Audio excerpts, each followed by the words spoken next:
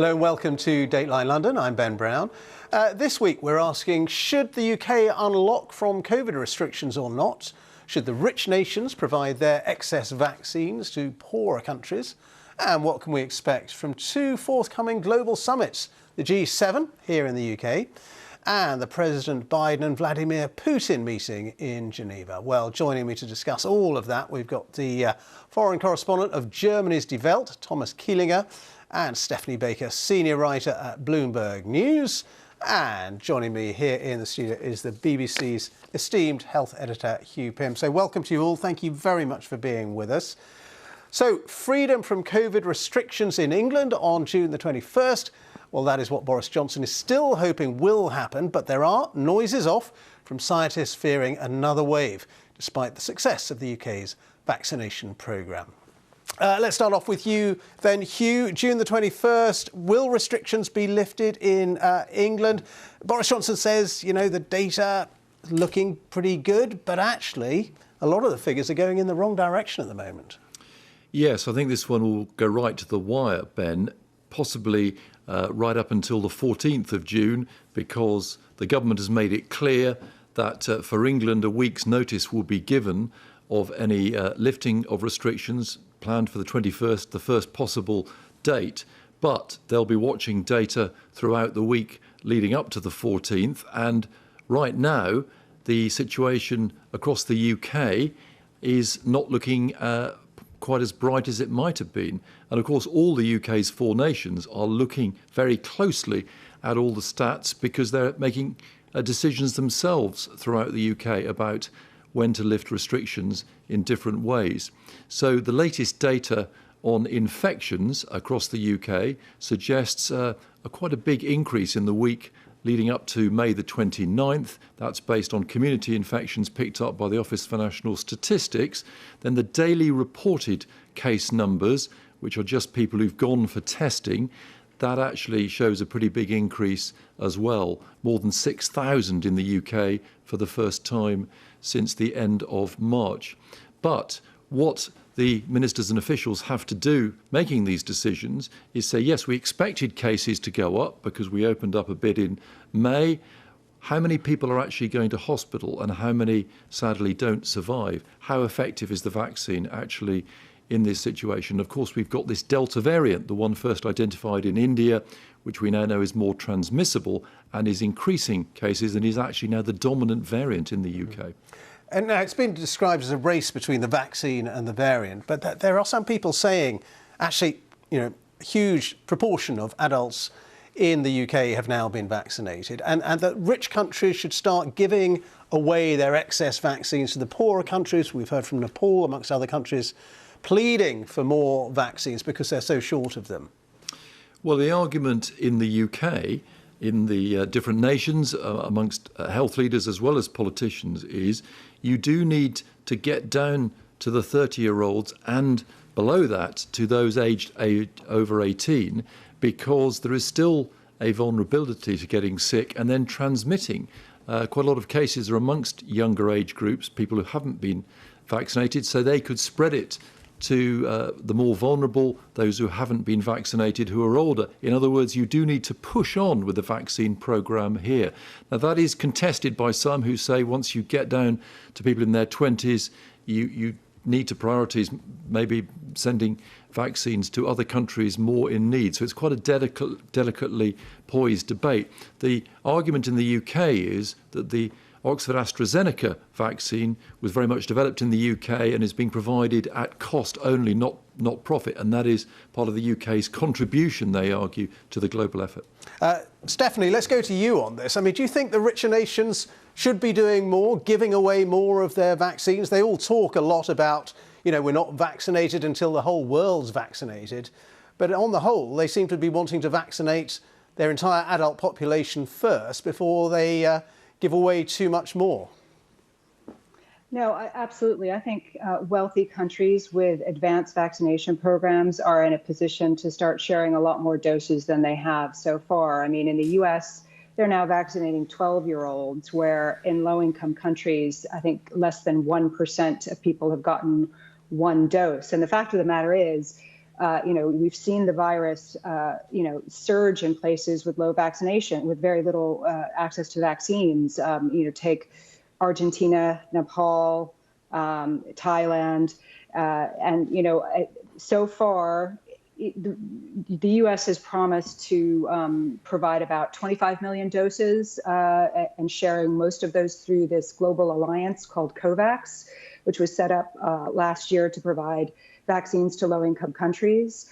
And so far, COVAX is way behind on its targets. It's about 190 million doses short of where it was hoping to be by the end of June. And it's kind of been outmaneuvered and outbid by wealthy countries that have locked up vaccine supplies through bilateral deals with the most promising vaccine developers.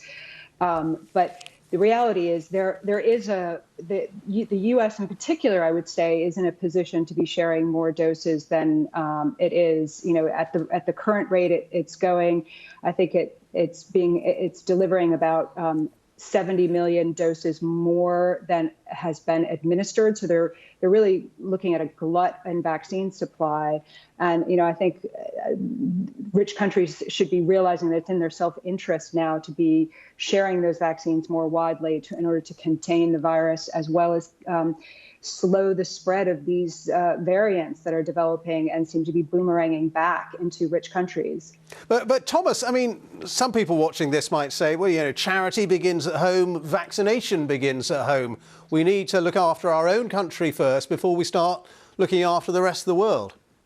Well, I don't want to be the devil's advocate, but I will admit that this new pandemic hit the world globally at a moment when nobody was prepared for it. And as you say, in such a moment, and all these governments are elected into power by their electorate, have to mind and consider their own population. But at the same time, they also have to be understanding of the fact that you don't save your own country and your own population if you don't make sure that the rest of the world will participate in the general saving effort.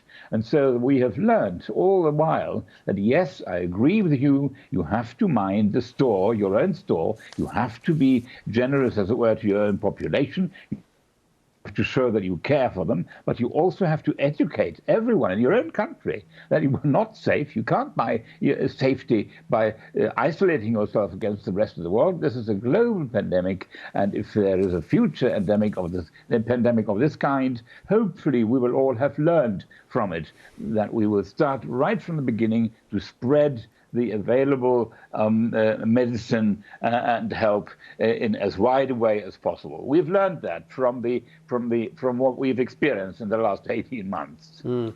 Hugh, there is this question, this ethical issue about, should the richer countries be vaccinating their children, which is now becoming possible, when adults in some of the poorer countries around the world haven't been vaccinated? That's becoming a key question, isn't it? Well, it is, certainly on the back of news that in the UK, the medical regulator has given the go-ahead, said it is safe to vaccinate children of 12 and over, following the EMA for Europe also has given the green light to that, and in the US, the FDA. And in fact, the US has started vaccinating children aged 12 and over, and it's planned in France as well. It isn't definitely going to go ahead in the UK. The JCVI, the Expert Committee on Vaccinations, which advises the government, will give a view on whether it should happen, and no doubt some of these ethical issues will come into play. It's been indicated by ministers that there's enough Pfizer to go through down to 12-year-olds and over. The argument is that it may be necessary because of transmission. Children certainly don't get seriously ill based on the data, but they can transmit it around communities. Therefore, you'd want to vaccinate. But it is a delicate issue. I think in the US and France, with a lot lower levels of uptake, then there is more of an argument for getting the vaccine into children. But certainly it is a very topical issue right now, as you say. And some of these richer countries do have huge stockpiles of vaccines, don't they? The UK, for example, has millions and millions, either in its hands or on order. Yeah, I think that's the key thing, that the vaccines currently being used in the UK, Pfizer, Oxford, AstraZeneca and Moderna, a lot was ordered from them, but also Johnson & Johnson, the doses which are due to come through there, the single-dose vaccine, and others which have not yet been formally approved. And the argument of British ministers is, well, we moved quickly to secure these, and we do need to act to the benefit of taxpayers, but it certainly leaves governments like that open to the suggestion, well, you've ordered far too many, could you not at least release some at this stage? Thank you for that. Now, later this month, there are two important summit meetings coming up. The first is the G7. It's being hosted here in the UK. In fact, I'll be there in Cornwall covering that for BBC News next weekend. The second is the first face-to-face meeting between President Joe Biden and Russia's Vladimir Putin in Geneva. Now, Thomas, it is summit season. Sketch out for us what you think is going to be the importance of those two summits. Well, it's a pretty tall order to be summarizing these summits in such a short time. Let me start with the second one, the dialogue, as it were, between Biden and Putin. I'm reminded of what happened exactly 60 years ago in June 1961, when Kennedy and Khrushchev met in Vienna in those days, and it was considered to be a summit where the Russian leader would try to test the mettle of the new young American president. Will Putin try and do the same this time around? Well, I hope he won't. It would be a lost art, because Biden is the most experienced politician in America at the moment, and he doesn't need any Russian president, as it were, trying to find him out. So they're having to work for a stable relationship. The problem, of course, with Russia is that the main bone of contention is the Ukraine, a democratic, hopefully Western country, which Russia cannot accept close in their proximity. They consider the Ukraine to be a threat to their own authoritarian rule. And this is why Putin has lately leaned heavily on this other dictator in his neighborhood, Lukashenko of Belarus, and supported him in this famous act of air piracy when a plane was forced down and a dissident, Belarus dissident, was apprehended and so forth. Such events cannot be tolerated, and we need to unite to make sure it won't happen. But on the other hand, there's a mixed signal coming from Biden. He has shown himself willing to reconsider some of the approaches towards Russia. For example, he has waived the sanctions against that company which builds in Germany the Nord Stream gas pipeline, which was a very big issue in the beginning of the Biden presidency, and so that has been moved off the table of opposition, and their meeting, which is a way to recognize Russia as an important ally, and they can talk about common problems like COVID, probably even the Middle East and other issues the world over. So there is a reason for trying to work a relationship. Now, that said, I'm not very hopeful it will happen straight away. Earlier, Biden was once asked in an ABC interview, do you think that Putin is a killer? And he said, yes. And when they met for the first time 10 years ago, where they were both vice president at the time, Biden looked into the eyes of Putin and said, I don't think you have a soul. So there is no real sort of national rapprochement between them and no natural understanding. And they have to work on it to try and to mediate. But Ukraine issue, as I said before, is a difficult one for Putin, who cannot accept a democratic Western country in his neighborhood that threatens his own authoritarian rule. Now, it seems to be an intractable situation, and we need to wait and see what comes of it. Now, in Cornwall, it's an equally intractable event because the several issues which are on the table, each of them takes a whole conference to solve. There is this question of global trade. Britain is very much in the forefront as a global nation now, having left the EU, to want to expand trade relations with the world. They also want to work on taxing big tech companies, which so far has been a bone of contention. But overall, which will absolutely outshine all these other issues will be the question of how to deal with another global pandemic if the world is hit by it. We are coming together here at an important moment. I said before, the world at large has to recognize this as a global problem. We have to forget all our own little individual nations which we have to serve. We have to think globally. Gordon Brown has just published a new book, 7 Ways of, the former British Prime Minister, 7 Ways of Saving the World. And he said how shocked he was that global cooperation was lacking in the beginning of the pandemic, when isolationism ruled supreme. So the Cornwall gathering will have to unite behind a common approach toward global pandemics. All right, Stephanie, let me ask you, how important is all of this for Joe Biden, do you think? It's his first overseas trip as president, and you know, I mean, some people are saying actually he shouldn't be seeing Putin at all. He's rewarding Putin by even having that face-to-face meeting with him.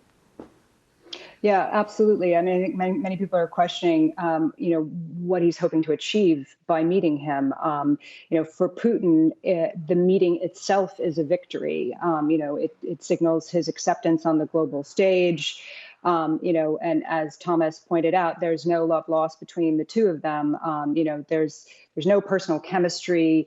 You know, and there's a very long list of issues that Biden will no doubt raise and admonish Putin for. You know, everything from the poisoning and jailing of the Russian opposition activist Alexander Navalny, the spate of cyber attacks that have happened in the U.S. emanating from hackers in Russia. Now, we don't know to what extent that is sanctioned by the Russian government, but that is certainly going to be another bone of contention between the two. But, you know, I think it kind of reflects Biden's worldview that he tends to want to engage with adversaries in the hopes of trying, you know, diplomatically, so to speak, as a way of trying to find some common ground, figure out, you know, whether or not you can get move certain issues forward. And I think some of those issues will be perhaps, you know, Iran's nuclear program, where there's perhaps shared interest, possibly a new arms control treaty, Syria, what have you. So there is a long list of things that they do need to discuss. All I can say is it will certainly be a very different summit to the one in 2018 between Trump and Putin, which was, as you may remember, a disaster. You know, Trump was trying to curry favor with Putin, said he believed him when, you know, he said that Russia had nothing to do with election meddling in 2016. And it was, you know, by and large seen as an embarrassment. You know, so this will have a very different tone to it. And, you know, we'll wait to see, you know, how much of this sort of clash that might happen behind the scenes we get a view on, you know, through some sort of joint statement that they might put together at the end. And Hugh, let me just ask you about the G7 summit in Cornwall, because the pandemic, of course, is going to feature very heavily, and it's a chance really for more cooperation between the big nations of the world. Yes, and as we've been hearing, there have been calls coming in from international people, diplomats and former leaders and others, putting pressure on the G7 to really come up with a big financial contribution to vaccine rollouts in developing nations. Gordon Brown, the former British Prime Minister, being one of them, saying that the G7 collectively has got the firepower to make a much bigger contribution than at the moment financially. The health ministers of the G7 have been meeting in Oxford. They've come out with a communiqué, one bit of which includes a push to speed up and harmonise drug development so that drug trials can happen a lot more quickly. And there are standards for doing it, because one thing that's been learnt in this pandemic is the normal, rather ponderous way that drugs are approved had to be thrown out of the window to get treatments and vaccines through to patients as quickly as possible. And then there are moves to boost international agreements on certification so that vaccine passports and certificates could be more easily available. But of course, this is all talk at the moment. At the end of the day, summits are about talk. Whether any action follows is another matter. We're talking about talking. OK. Now, before we go, I want to ask each of you to tell us a little something that's caught your eye, maybe a story or event that we ought to be covering. Maybe we're not. Let's start with you, Thomas. What's caught your eye? Well, there have been a number of cases lately of compatriots of mine from Germany and other EU citizens who came through Heathrow Airport and tried to visit this country and had problems being accepted by the border forces. Either some of them who had settled status, they were allowed to stay in Britain, that their documents weren't recognized and had to be verified, first of all. Others who thought they wanted to find work and the border force said, no, this is not possible, and they were put in detention and straight away asked to fly back home. There has been a general sort of breakdown in good spirits and good vibes, as it were, between the forces that be at the border employees and the other visitors. I think all these problems are causing a lot of reputational damage to Britain in Europe, because these stories about what you envisage and what you experience when you try to enter Britain, they spread like brush fire. They're all over the media in Europe, and they lead to an increased ill will towards Britain. And I think we need to really study what happens at the British border, whether or not a new sense of xenophobia is taking hold of those officials. And we need to really fight it tooth and nail to not allow this to happen. All right, thank you for that, Thomas. Stephanie, what's caught your eye? Well, two cases of, pro-democracy activists being arrested, I think I'd love to highlight. One, obviously, today is the anniversary of the Tiananmen Square massacre, and a pro-democracy activist there was detained. Can I pronounce her name right? Chao Hang-tung. It's just a very sad moment. And then, in Belarus, I think we've moved on and forgotten about Roman Protasevich, who remains in jail, and he appeared in a 1-hour TV interview in Belarus where he, pledged his support for the Belarusian president, Alexander Lukashenko, and, confessed to alleged crimes. And some of his supporters noted that, he had marks on his wrist, which indicated that, he had been tortured. So here you have a case of two pro-democracy activists, campaigning against authoritarian regimes who are now sitting in prison. And, it's just a sad state of the world that, they're just two of many other activists that are in similar situations. I mean, briefly, do you think the world, the democratic world, if you like, does enough? I mean, there's been a lot of protests, a lot of strong words about those things that you're talking about, but is there enough action? Well, not enough. We're confronting these authoritarian regimes that are routinely jailing, activists, and it pops up in the news, and then we all forget about it. That's why I wanted to sort of highlight, in particular, Roman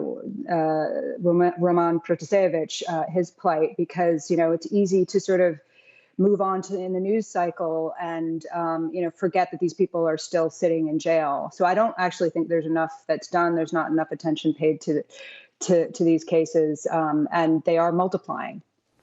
Thomas, a quick one to you. Do you think that the democratic world, if you want to call it that, is doing enough on these things? Whatever you do in these instances, you're actually hitting against a stone wall. These authoritarian regimes, dictatorships, why don't we call them by the proper names, will absolutely fight it and move it off the table and not care a single iota about whatever protests we put forward. If you want to go further and want to punish those regimes by sanctions, well, then you always have the problem in your own country. Will sanctions hurt our own interests, economic and otherwise? So there is a limit to what we can do if the opposite countries simply behave in a dictatorial sense and reign supreme over the freedom of their subjects. That is a very hard nut to crack. Thomas, thank you. Just a minute for Hugh to tell us what's caught his eye. Not a news story, Ben, but a very, very important one. Long COVID. That is the symptoms that can persist for many, many months after somebody has had the virus. Figures from the UK say 1 million people are reporting long COVID symptoms, a big increase in those who've had them for more than a year. I interviewed a woman of 26 studying for a PhD, very keen on outdoor activities like mountaineering and canoeing. She said all that had to change. It had totally changed her life. And her message was to other 20-year-olds and anyone else who hasn't had a vaccine and who's eligible, go and get it, because long COVID is a very, very nasty, long-lasting condition for which there's no apparent cure or remedy at the moment. Hugh, thank you very much indeed. Well, that's it for Dateline London for this week. My thanks to Thomas, Stephanie and Hugh here in the studio. And of course, thanks to you very much for watching. As I mentioned, I'll be in Cornwall next week for that G7 summit. Looking forward to a little English sunshine there on the coast. Sean Lay will be here next week, same time, same place. Do join him. From all of us, though, goodbye.